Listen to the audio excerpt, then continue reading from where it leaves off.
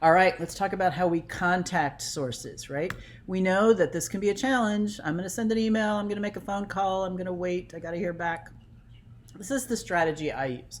So I pick up the phone, that's my go-to, and I realize that when I pick up the phone, I'm expecting to get, somebody's voicemail. Now, if they answer the phone and want to talk to me right then, I have to be ready. But most often, you're going to end up with a voicemail. So this is what I do. I first craft an email because I want to have it ready. And my email says, "Hi, I just left you a voicemail. I'm Kim Fox and I'm working on a project about this, this, and this. And I want to talk to you about this. Is there a time when we could speak by phone?" There you go. And sometimes you say, like, this is my deadline, but just, I'm wondering if I could talk to you in the next day or so about this. Then I leave a voicemail, right? So I get them and I get their assistant, or I leave a voicemail and I say, "Hi, I'm Kim Fox." I give them a very short description of what I'm doing and I say, "I'm going to send you an email with more details." And then I send the email. The thing that's useful about that is that it shows that you're determined, right? So you can leave a voicemail and sometimes it's hard to understand. They're quick. People don't always listen. They just, kind of scroll through if they get a lot of voicemails. Same thing with email, kind of scroll through. But if you see something in two places, that might make you pay a little more attention. Plus, don't let a lot of grass grow under your feet on this, right? If you don't hear back that day, send it the next day again. Or maybe give them 2 days, but do not give them 3 days or a week. You've got to get back on it. Now, it's different if they returned an out of office message that says, "I'm gone for a week." I mean, that's a different situation. So find another interview to seek for sure. But reach out every day. And, if you've done it 3 times and you haven't heard back, you can say, "I understand if you can't speak to me, but is there somebody else you can refer me to?" You could even suggest that in the email. "If you're not the best person for this, can you refer me to someone else?" And the nice thing about that is if source A says, "I'm not really that person, you might try calling this person." Then when you call person B, you can say, "Oh, person A suggested I give you a call. You would be the one to talk to about this." That sort of sponsoring, which we know is really passing the buck by source A, still can be an effective way to reach someone. So how about this? How are you going to email them if you don't have their email or if their email isn't listed online? Hunter.io is a free resource. There is a paid version, but the free version works fine. If you know the domain name, right, basically the URL of probably where the emails go, then this can help you. So Texas State, not going to help you so much because our email is like a number and a letter, right? Like our letters and numbers. But a company like the expressnews.net, all of the emails are going to say that at the end. Let's look at the American Heart Association. So the American Heart Association is heart.org.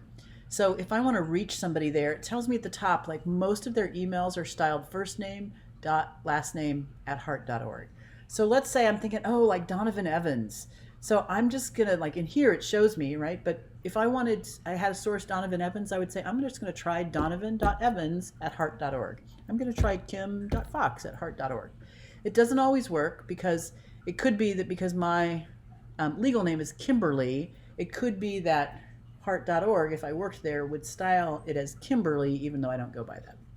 So it's not foolproof, but it is, it's an effective way. It's definitely worth checking it out. And you can actually get a Chrome. I have a Chrome extension for that too that you can plug in so that you can just click on that when you're on a site. Like if I'm on the American Heart Association site, I can click on it and it will show me how their emails are styled. Very helpful. And actually sometimes, depending on what you have, I think you may actually be able to get some free, a little bit of free, like looking at their whole list of emails. So could be helpful. Here's another one, spooky and helpful, both at the same time. This is familytreenow.com. And it's kind of like Ancestry, but it's open, it's free, and it helps you find phone numbers and addresses for people. I highly suggest you check yourself out on here because, it's interesting. So, and I will say that you can actually you can send them an email, ask that your information be removed. But I love it when people are on here because I can find stuff. So as little bit weird this is that all my stuff is there, I leave it because I'm a journalist and I believe in information being free. So this is the information about me, right? Like this is actually where I live. I don't live here in San Marcos, but my daughter lived there. I don't live here anymore. It says the dates, right? I never lived here, and it's weird, like it's as if just 1 month, but I will say my husband, who used to live there, and so I don't know why this is there because it was a long time ago when he lived there. Just one of those weird things. And then again, where I live, used to live here. So this is kind of interesting. I mean, sometimes when I see something like this, it makes me look at like, should I check something out? Is something going on? But yeah, I got other stuff to do. So my landline, which yes, I still have a landline, only because it's connected to my internet service. This is my mobile. I didn't know what this was, and then I remembered we used to have a fax machine. I don't have that anymore, thankfully. This last number is interesting because I did have this phone number, but this was not the area code.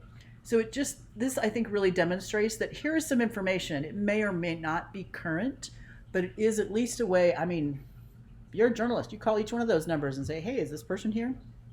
And if not, okay. But if you ended up getting my mobile, I probably wouldn't answer it because, I don't know you. But once you leave me a voicemail, say who you are, what you're doing, I'd call you back. Anyway, one more way to reach out to people. And then an added layer of this is it's important for you to be sure people who are who they say they are.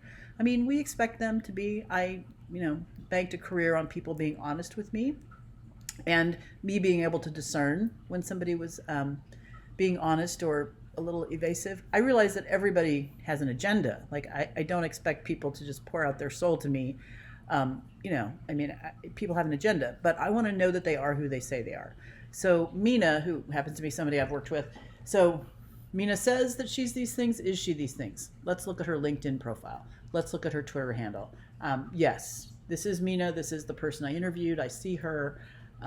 So I like to do this little added extra checking just to be sure. All right, up next, should you record fact checking and the ethics of interviews?